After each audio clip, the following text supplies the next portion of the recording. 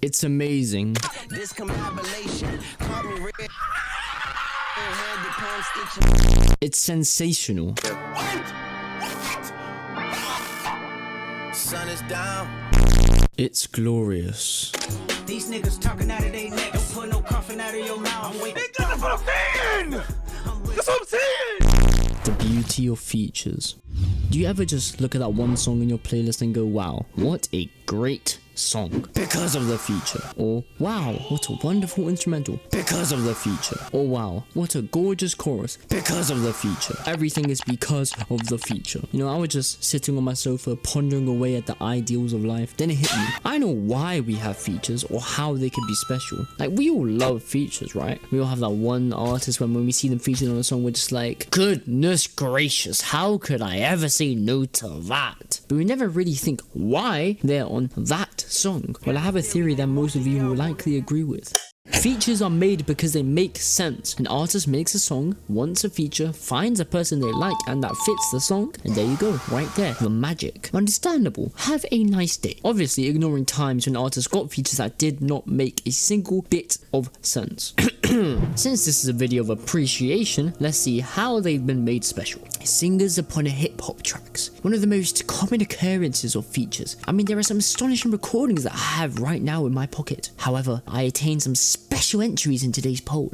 All Falls Down by Kanye West is an infamous example of this. There is obviously something special with the track, which is the feature was actually not supposed to be a feature. It was, /is/may be a sample of another track. By Lauryn Hill, the legend, the miseducated woman who actually seems very educated. Mystery of Inequity is the song.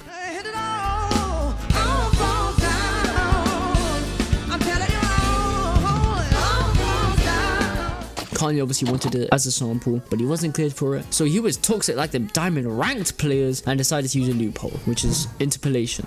The insertion of something of a different nature into something else. He had 5 other singers to interpolate Hill's vocals. 5. And he passed on like 4 of them. Obviously, you could decide whether you think this is a feature or not, because you could definitely argue both. However, either way, Selena Johnson is credited as a feature, and as an iconic one at that. A very recent example of a rapper having a track and choosing a singer to be on their song, Luther, by Kendrick Lamar featuring SZA. These two at the time collaborated on 3 other occasions. The reason I'm choosing this feature is not because it's #1 on Billboard, but because of how the artist utilized the feature. Obviously, due to them being close collaborators from the last decade, they understand each other's abilities, and unlike the other times they've been on a song, along with that gorgeous Luther Vandross sample, they decided to do a duet. They were back to back to back. It's so impressive, especially like this at a mainstream level. Come on, Kendrick deserves his props for that one. In a rap battle, who do you think would win? Gotta go with Kendrick. Artists featuring on another artist's song whose genre is slightly different. One of my favorite examples ever is I'm in Love With You by Erykah Badu featuring Stephen Marley on the album Mama's Gun. It's a once in a lifetime album and song. Erykah Badu is the infamous neo soul artist and Stephen is the reggae artist. Obviously these genres cross over commonly like 2 circles in a Venn diagram, alright? They complement each other in the most generational way humanly possible. All they do is tell each other how much they love each other and get a bit sensual. I mean, how couldn't you get sensual with Stephen's majestic dreads? Then last year, there was Brat Summer. And Charlie made a remix of one of my personal favorite tracks, Girl. It's so confusing sometimes to make a girl.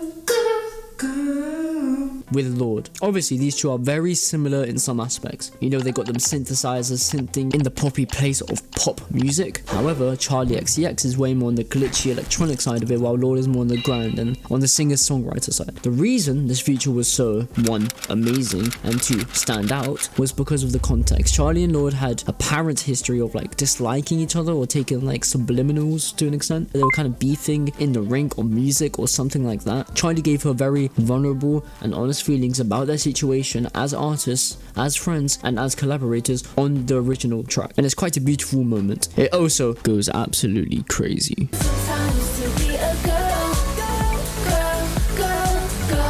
rappers featuring on rappers' songs. It's very common. But I just wanted to name some of my favorite ones. An obvious one, but it must be mentioned. Like that by Future and Metro featuring Kendrick Lamar. However, I am not going to focus on it due to the fact that I want to mention a different Kendrick feature later on. So to avoid that repetition, I have a wonderful choice of The Mint by Earl Sweatshirt with Navy Blue. Man, this whole song and album is so depressing, and I love it. For the context of the song, some rap songs is a very short and very saddening album from Earl. Made after the death of his father, there are pretty much no other proper features aside from Navy Blue from this song. Considering the nature of this album, people would expect any other artist to ruin the track like the beginning of Undertale. Navy Blue does not do this. He sounds just as depressing and focuses on Earl's mentality and channeling it through his own energy and delivery. So like Goku, but a very sad Goku. Vince Staples' feature on Rain by Mac Miller is just so good. It isn't the greatest thing to ever be written, but it might as well be. He just sounds so smooth on the smooth beat, and I hope he's smooth that he rubs my feet. He fits and checks every box, and the shit just sounds so goddamn good. I could just throw out some more love. And I did say this was a video of appreciation. However, I did not say we couldn't appreciate some trash. Like, why the hell was Freddie Gibbs on this wondrous track of genuine ass? Literally, his verse was decent to give him some credit, but even then, why did they pay Jid to do this? Get your money, Jid, but the song was already bad. Why try to fix something that can't be fixed? But I forgive you, it wasn't your fault. Plus, you're my glorious Lord and Savior.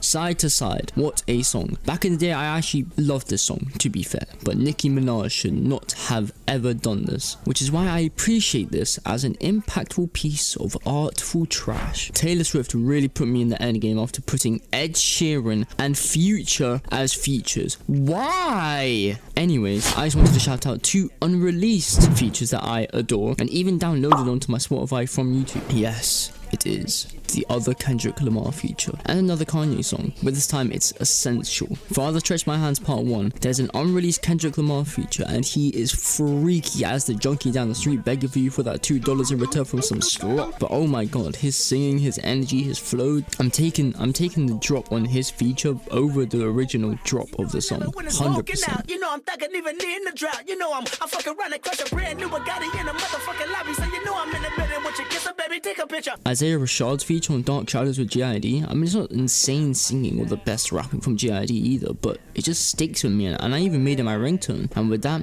I will call off for today. See what I did there? Like, I said ringtone, then I said call, like I'm ending the, like I'm calling off, I'm ending the video, so like I'm ending the video, so it's quite like a joke for the untrained ear. Good evening.